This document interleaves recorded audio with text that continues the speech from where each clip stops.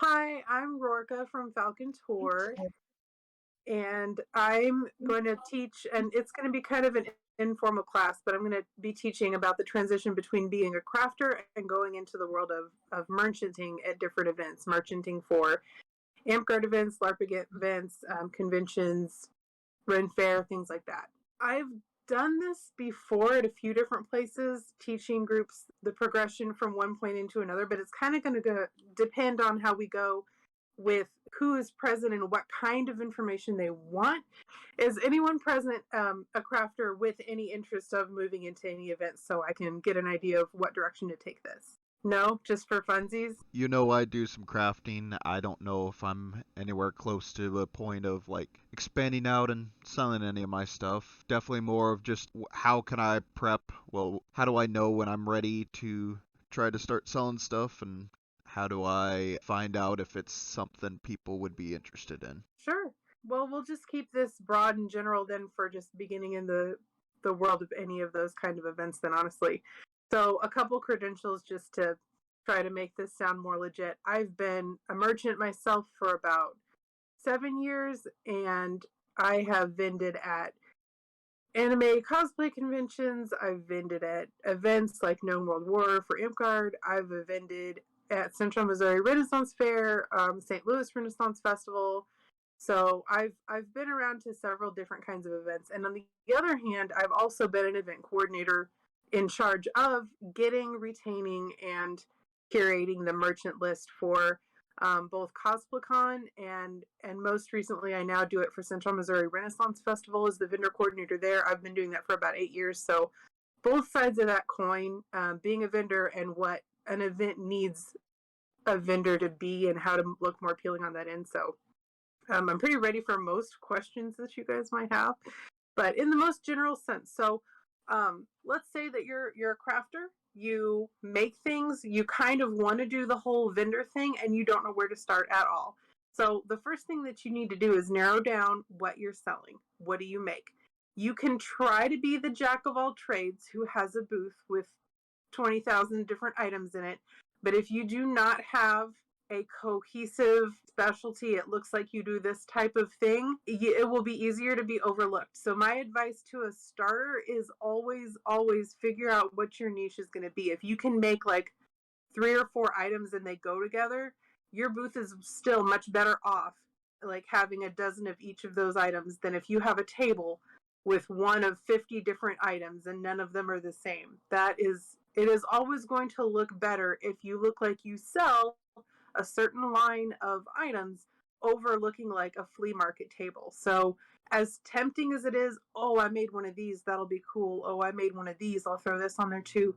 It is not as appealing both to an event who would approve you being a vendor there, and it is also a booth that the guests will skip over more likely than the booth that has 3 or 4 different items and just like a whole bunch of those items, but they'll have a select stock because you can tell that one of those tables just kind of dabbles in crafts and makes a whole bunch of different things, isn't necessarily going to be expert at any of those things. But the booth that only makes a couple items, they're good at it because they just sit out and crank those items. Oh, they must know what they're doing. They focus a lot of time on improving themselves in these areas. Step one is to figure out what you're crafting and what you're bringing to the table.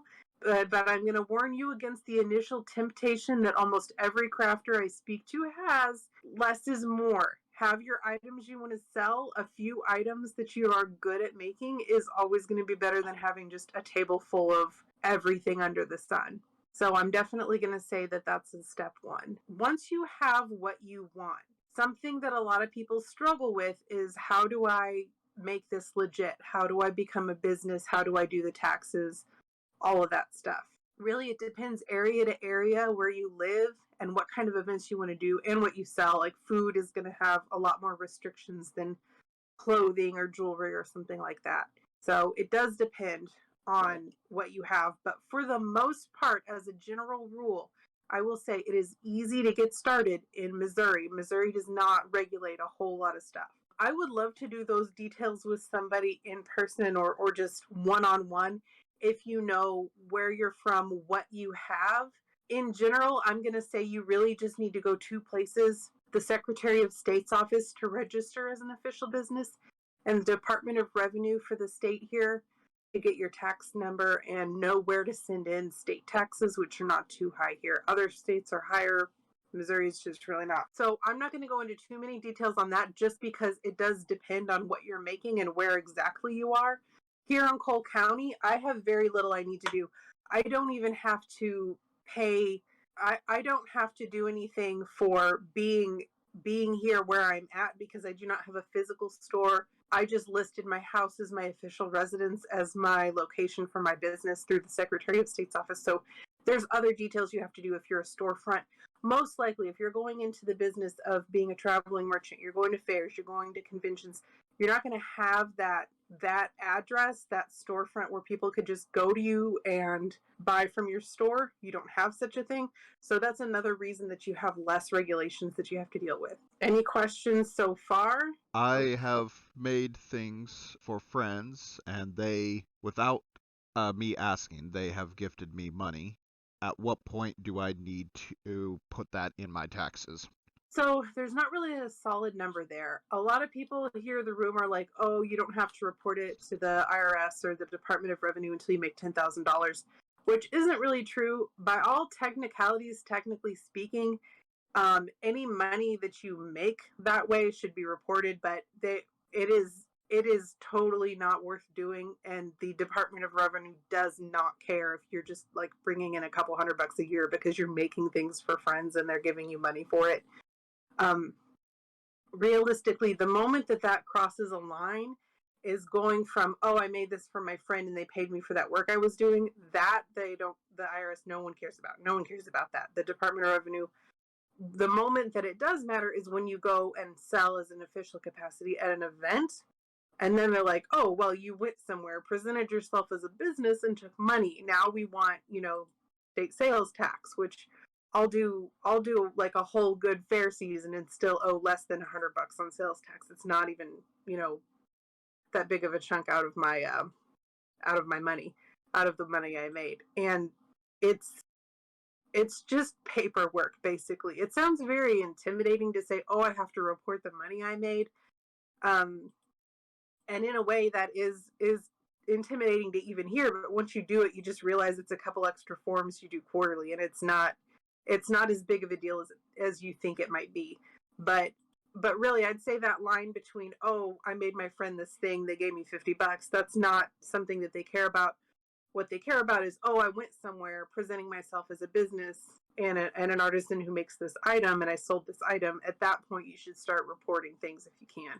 Because if you do get audited by IRS, Department of Revenue, it's not likely, but like technically that would be not a position you'd want to be in, if that makes sense. You don't want to go around saying you're a business and taking money and then having not reported that. But they are definitely not going to sting you on just making stuff and friends gave you money for it. So since this is an AMPGAR discussion, I'm gonna say in a park setting. In a park setting, you've given money to another park member, or another park member gave you money because you made them garb, weapons, whatever. That's not on their radar. They do not care. So you're really safe there until you decide officially to cross into the line of vendor at an event. So I hope that answered that question. What about if you're at an IK event, and like we all know in IK events everyone comes, so Nine Blades has Canada people, people from Canada, and that Mm-hmm. becomes more of an international type thing because of like buying state from the state side and they're exporting it out. What about stuff like that? So that's going to come down to a couple different things. First of all, IK being a big interkingdom thing, we know it's a large event. The people running the event know it's a large event, and we've even in the past had problems with this because they'll say, oh, well, we found out how we can sell things here, and then there's all these blah blah blah state regulations about it. IK in particular comes down to Illinois state regulations, honestly. And thanks to having a city like Chicago in it, they're going to have different sale rules and probably more hoops to jump through than Missouri. Like here, it's very easy to register as the business. It's also very easy to pay sales tax. I just basically do a couple extra papers a year. It's not hard. Once you get into a big event like that and you're selling stuff there, it's murky waters because the IRS does not know what a LARP is. They don't. And for all they know, this is basically like a garage sale flea market style thing. But the moment, I think it was Keone, somebody who was in charge of IK several years ago, they made the mistake of like asking official questions, and now the state's like, oh, so this event has merchants at it who sell things. So it's complicated. It is just a complicated issue all around. I would say if you were on the playing field of selling for something like a big event, IK, Olympiad, wherever you're going like that, it's probably big enough and you're probably making enough money and you're setting yourself up likely like a table, a booth, whatever. You're really looking like a merchant. At that point, just to be safe, I would definitely take those steps to just be a merchant. Just have a business ID. Just figure out what form you need to pay sales tax. And sales tax is higher in some places than others. It's going to depend on the county or city. If you're selling in a city, like in especially a larger city, Kansas City, St. Louis, they might have city taxes and city licenses to get on top of it. Luckily, for a lot of things like Ren fairs and LARP events, you're not usually in a city, you're out in the middle of nowhere. So chances are you only have to deal with the county. It's much easier to deal with. It's location.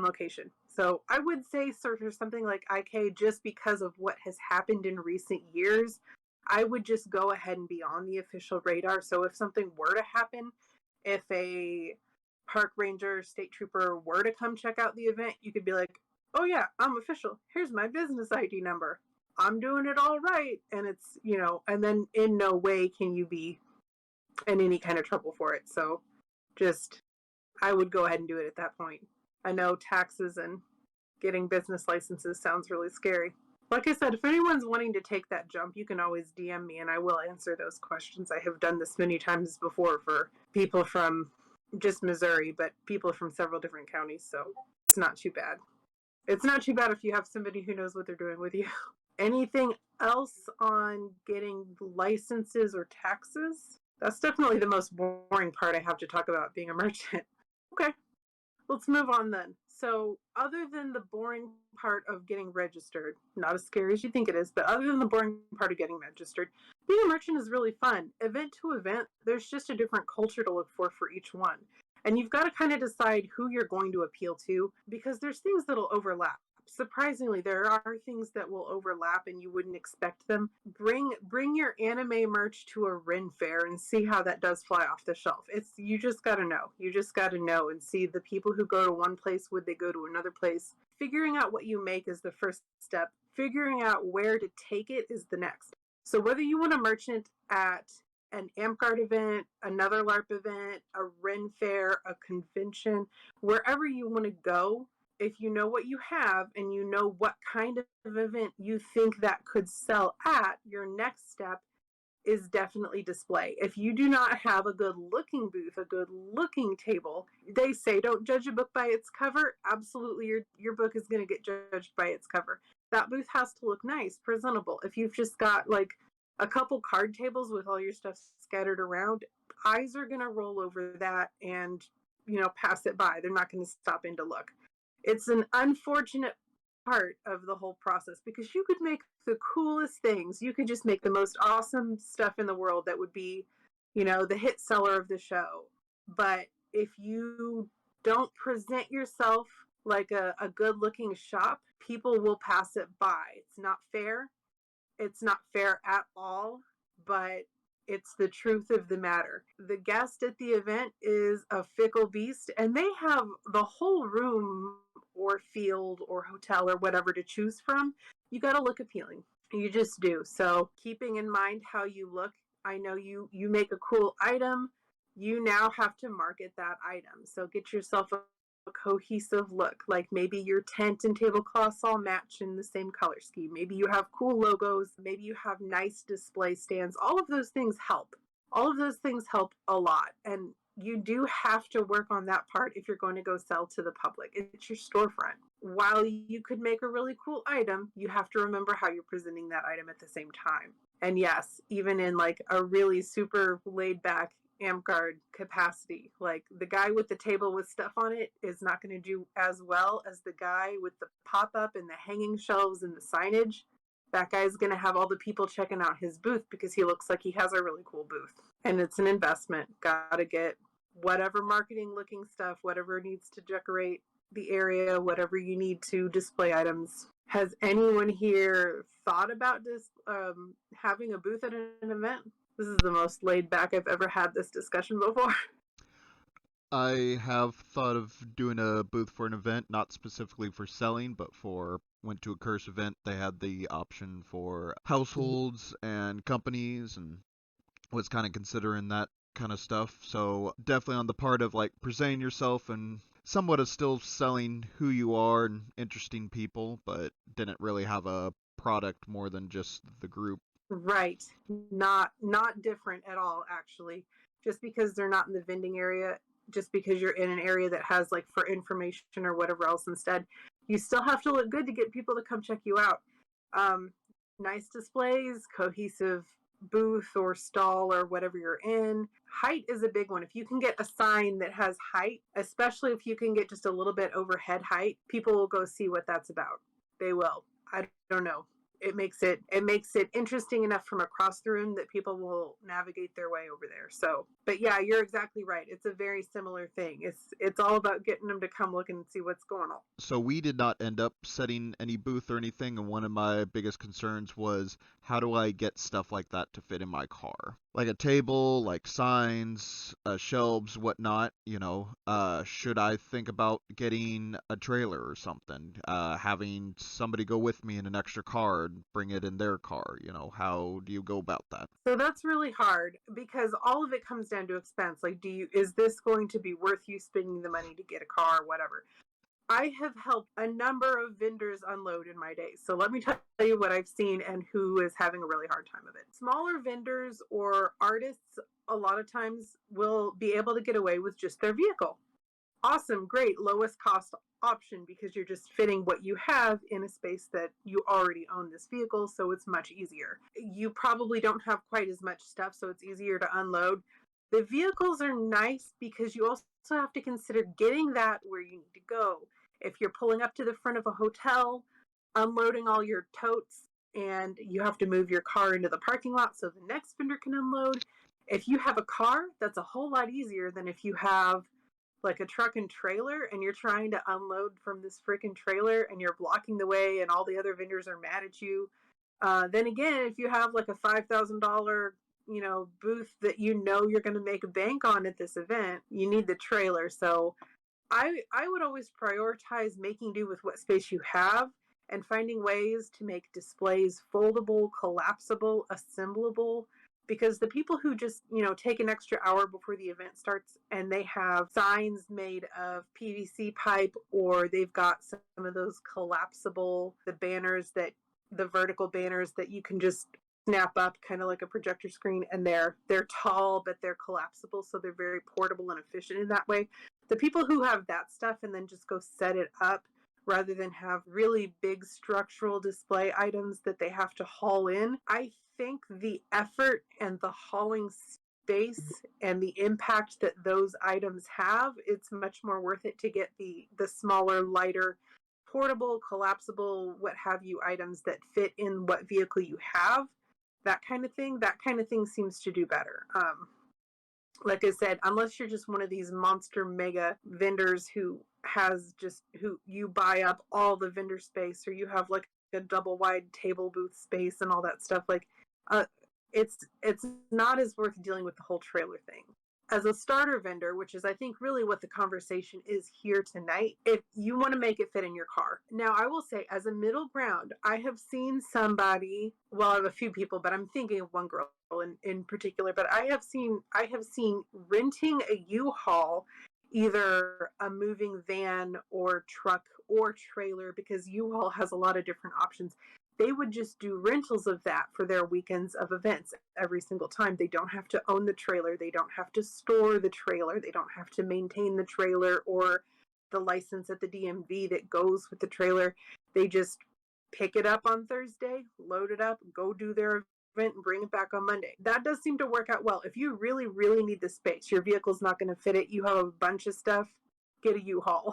They have all shapes and sizes, and it'll meet your needs. Pinterest is a good source, especially look at artist alleys. They have really figured out how to make collapsible, assemblable, tall displays that do not take up that much physical space. So you can just have it all in a tote in your car and then just put it together. The little bit of effort to assemble something does seem to have just as much, if not better, impact without having to resort to finding space to haul it in, if that makes sense. If I am able to kind of show off and display my product well, is it a bad idea to try to sell out of my vehicle? If I'm able to have like a table and a display, is that going to look too tacky? Is that something to consider or not consider? That's going to be event specific. So like if you're selling at an indoor venue, that's not even it's not even a question. You're selling at a convention, you can't have your car open behind your table in the convention, and telling somebody to meet you in the parking lot is a little bit shady. It's probably not going to work out. And you're probably not going to get or make a whole lot of sales that way for obvious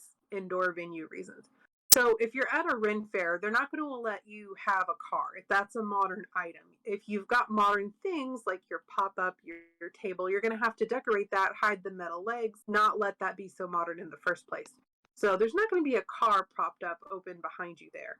Now, if you're doing something like an open air flea market, a farmer's market, one of those things that is outdoors and is not supposed to be somewhat fantasy or period. Oh yeah, sure, you can back your car up behind your table and be like, hey, I also have all this stuff. And that's just a venue specific issue. It's not going to be a problem for most. Always ask first, though. Just double check with your event coordinator, because you want to stay on their good side. You don't want to throw up so many red flags that you're not invited back next year. But for the most part, those kind of outdoor events, they won't care. They'll let you do it. Go to the swap meet and back your van up and fling the doors open and put a sign out. Good enough. It's event specific, but there are places you could do that. So what kind of things do you guys craft? Because items are another, what you make also matters. Some items are a dime a dozen. Everyone sells those. It's hard to get selected because, the event's having to turn them away left and right. You can't just flood your whole event with all the same kind of jewelry. I'm talking mostly about jewelry.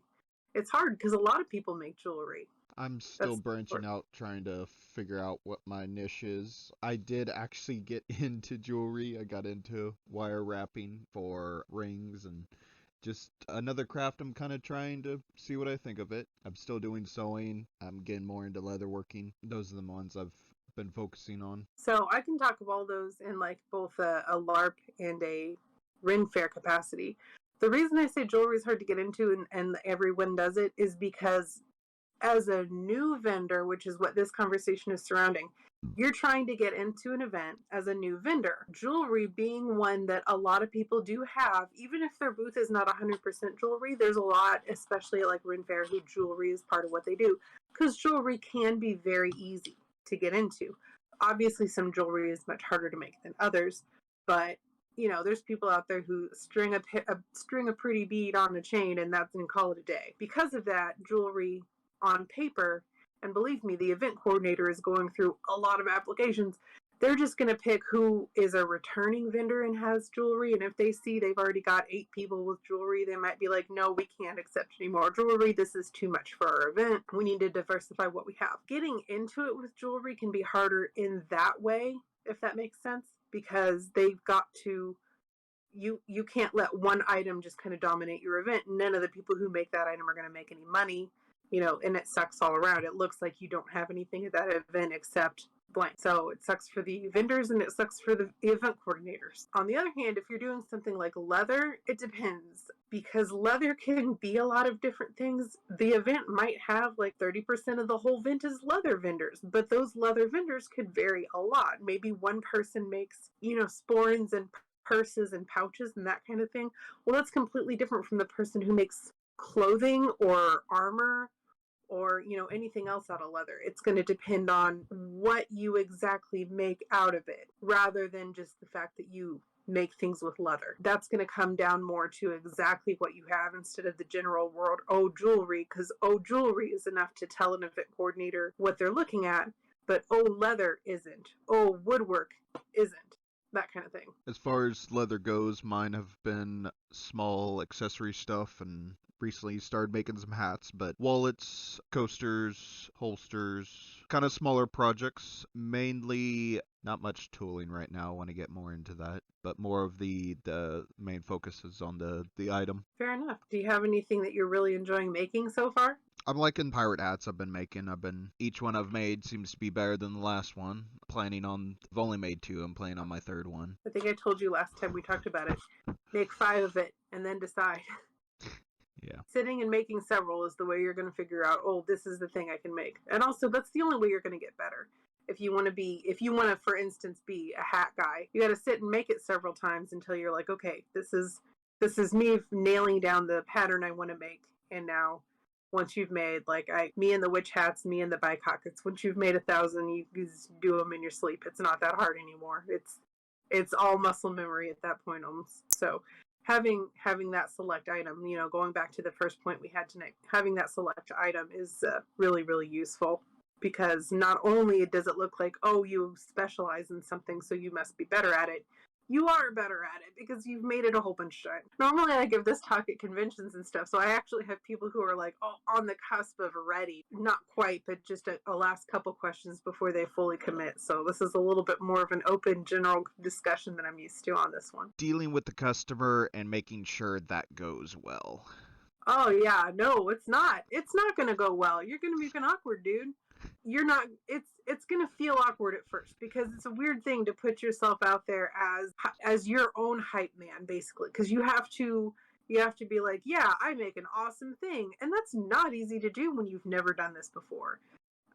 You have to be like, I am a craftsman, and it's hard to own up to that title if you've never put yourself in that position before. You've got to get there and fake it till you make it is real in the crafting business, because you've got to present yourself like you know what you're going to do, you know what you're doing, because the customer is not going to get something. They're not going to get a product that you're embarrassed to sell because you're not a craftsman. No one wants that.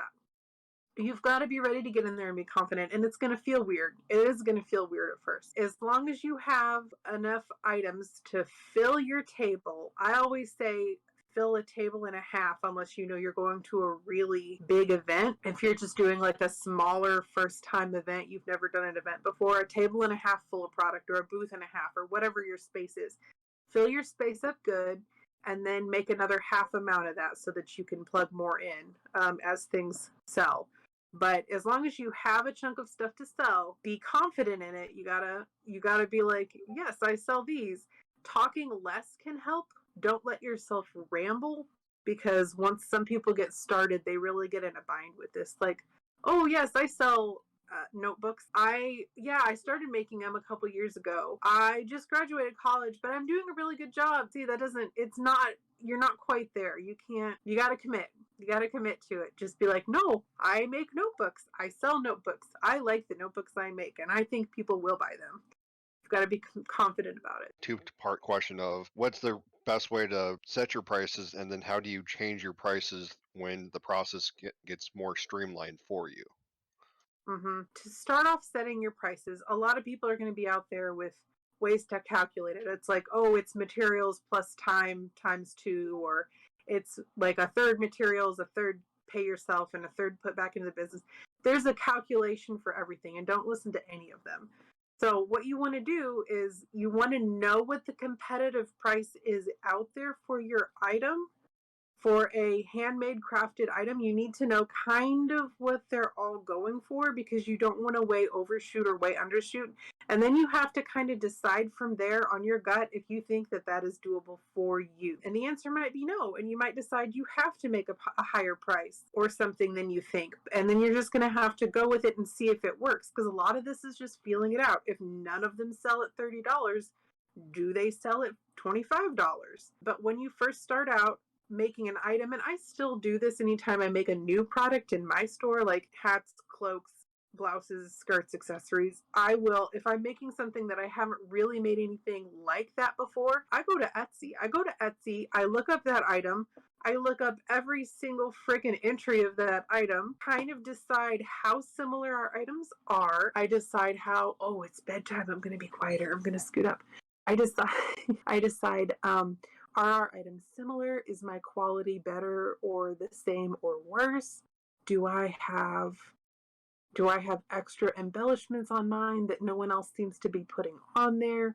And then I say, okay, my item is comparable to almost all of these. We all seem to be about the same quality and materials on this design. Everyone is selling it for 40 bucks. I'm going to try selling it for 40 bucks. I know it only takes me 2 or 3 hours to make, so I know I make however, X amount money off of it minus whatever the price was. You just kind of have to decide, like, 40 bucks, that took me 10 hours. I'm not selling that for 40 bucks. At that point, maybe it's not worth it for you. But also, all those people at the craft show, if you have an item that other booths have that item and they're selling it for way less than you are, yours are not going to be the ones that sell. If you have an item that is comparable and 3 other people at the show have that comparable item, and you are selling it for a large amount over, I'm not talking like 5 bucks, because if my hats are 5 bucks more than somebody else at the show's hats, I might still sell more. They might just like mine more. I'm talking like a large amount. Then at that point, you've got to know what the customer's going to decide. They're going to say, hey, this is very much like this other hat that's 30 bucks less or whatever. So they're going to go with the other one that's cheaper because they are comparable items. So a lot of it is seeing what else is out there that is similar. I definitely recommend doing that with Etsy. I spend a lot of time every time I come up with a new design or product to see, first, if there's anything out there like it, and second, what other people are pricing them at, and if they're selling. Like, if that person is selling them and you go to their reviews and you say, oh yeah, lots of people bought that item, then okay, they do sell at this price point. That's a good place to start. When you get further down the road and you get better at it, you might decide to raise your price a little bit. But something that took me an hour to make when I started, and 2 years later it takes me 15 minutes to make, your expertise has earned you making that much more an hour, because in an hour you can now make 4 of that item and sell it. It's better for you. That's just part of getting better at it. It's that expertise, it's that speed that you've now gotten out of it. Maybe I have an item for $30 that takes me 15 minutes to make. In an hour, I can technically make 4. I could make $30, $60, $120 by selling those things. And that's nice, but it also comes with making like 1,000 of them. It's kind of just a built-in perk that'll end up in there. And if your item is just selling like hotcakes, put 5 more bucks on it, because obviously people really want them. They'll want them for 5 more bucks. If those sell like hotcakes, 5 more bucks. Do it until you start pushing the envelope and people are like, that's not what I think this is worth. I'm gonna pass. You kind of feel that from the crowd. The people will say, like, ooh, 30 bucks, I can't get that. And you'll hear them and you'll see them and you'll look at them reacting to those price points, and you're like, oh, that's not one that we have to do. Maybe we should go down to 25 bucks instead. Drop 5 bucks off. Drop 5 bucks again. It's the crowd, man. It's the crowd, and you kind of got to feel that out. I think I rambled a little bit. How can we summarize this? First of all, pricing. Judge what you make against what is out there, and kind of use that as your starting point to decide, yeah, everyone sells these for 50 bucks. 50 bucks, yeah, that's worth my time. I'm going to start there too.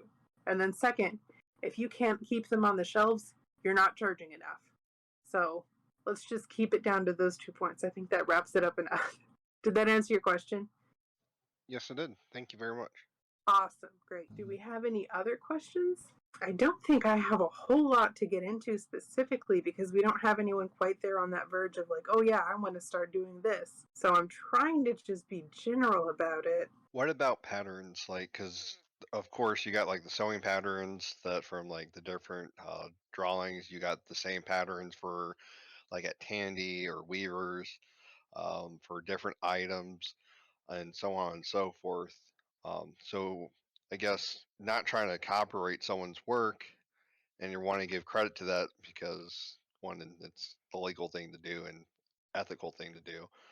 But how do you go from, do you try to change it up a little bit, like classroom rules of changing out the writing report a little bit to make it your own, so it's not quite that way? Or what would be a better way for patterns and using patterns and stuff for starting your business? I make all my own patterns just because I don't want to have to deal with it. But one way to deal with patterns, Simplicity, McCall, Tandy, they own those patterns.